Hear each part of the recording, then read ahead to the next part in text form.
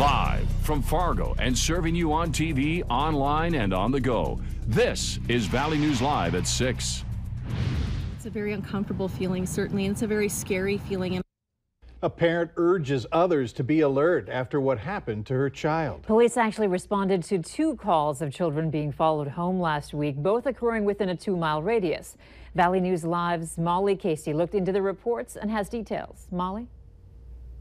2 parents took to social media to document the unsettling stories of their children being followed home. According to this post on Nextdoor, a teen and her siblings were followed home from Hornbachers on 32nd Avenue by a male in a silver sedan on Thursday.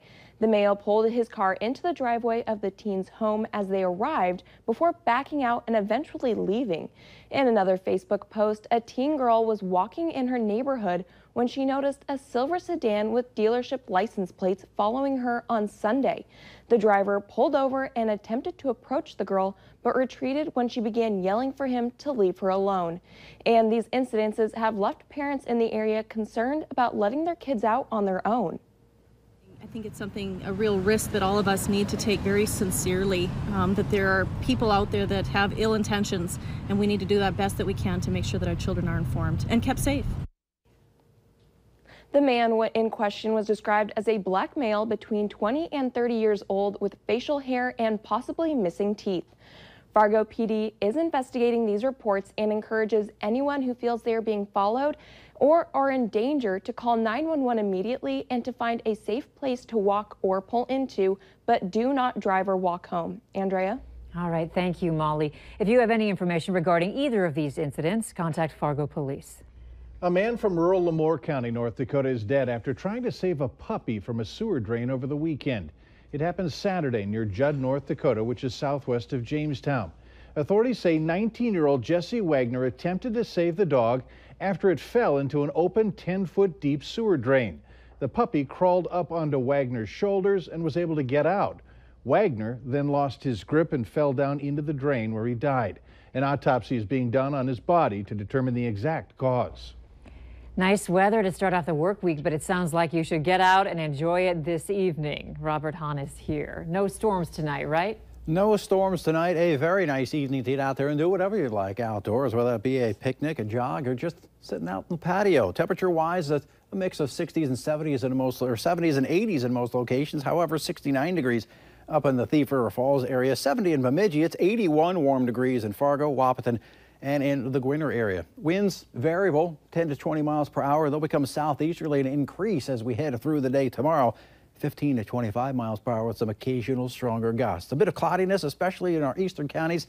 That will be decreasing as we go through time, and an isolated sprinkle possible in far northern Minnesota. Here in Fargo, we stay dry. Lots of sunshine out there. Temperatures slowly dropping off into the upper 70s by the 8 and 9 o'clock hour. We've got not 1, but 2 rounds of severe weather possible as we head through your Tuesday, and we'll detail those chances coming up in just a few minutes. All right, thank you, Robert.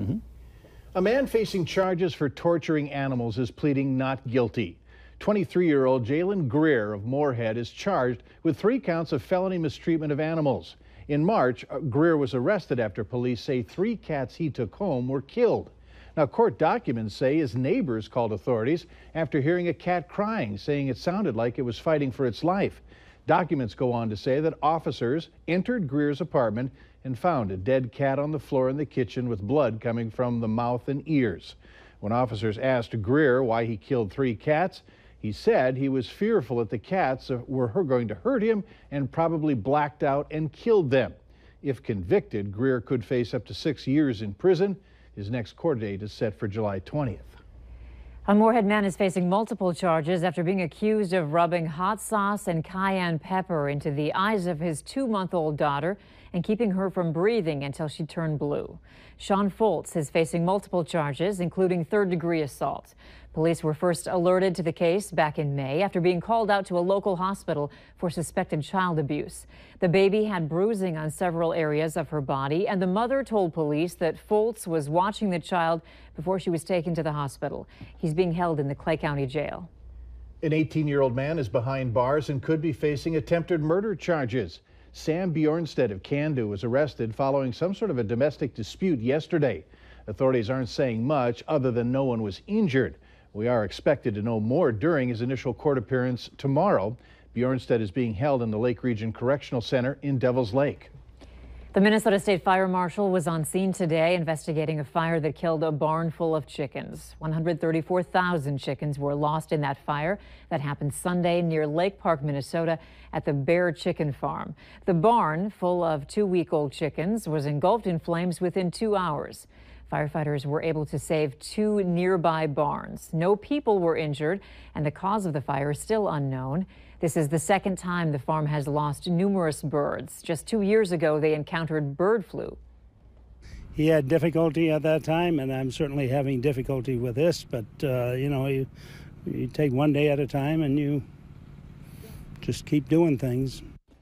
Bear says they are insured, and while he doesn't know how much will be covered, he doesn't think the business will go under. The Hawley Fire Department has stayed on the scene since yesterday to help with any hot spots. 3 people were pulled from a car that started on fire after a rollover in Otter Tail County, Minnesota.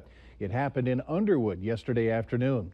Investigators say a truck driven by 23-year-old Tyler Linus of Moorhead was heading east on County Highway 22 when Linus failed to stop at a stop sign and was hit by a car on County Highway 35. Both vehicles wound up in the ditch. The driver, who's from Orlando, Florida, and her passengers, 27-year-old Emily Hardy and 4-year-old Landon Hardy of Fergus Falls, were inside the car when it started on fire. A passerby saw the crash and was able to pull them out safely. Landon and one of the women were taken to the Sanford Hospital in Fargo. Linus suffered minor injuries. An 8-year-old boy is expected to be okay after he was hit by a car this morning. An 18-year-old woman was driving in the 300 block of 4th Avenue East in West Fargo. Police say the car stopped to allow a large group of kids to cross the road. After the group crossed, vehicles were waved to continue driving, and that's when the boy ran out in front of the woman's car and was hit. He was taken to a hospital with minor scrapes on his arms and legs. Above average temperatures, they're causing swimmers' itch to hit earlier this year. We're typically reporting on it about mid-July and August, not June. Swimmers' itch is an allergic reaction to a microscopic parasite which is carried by birds and snails. The temporary rash cannot be spread person to person, and the symptoms include itching, small reddish pimples that appear within 12 hours. One family we spoke with says that they even thought that they got swimmer's itch. They're not letting it stop them from family fun. Well, my nephew and I were playing in the sand just on the shoreline, and we got the swimmer's itch. Yeah. Are you surprised? Surprised that it was so early on in the season. Yeah. It's important to remember that not everyone is sensitive to swimmer's itch. Some people show no symptoms, even though others swimming at the same time and place break out severely.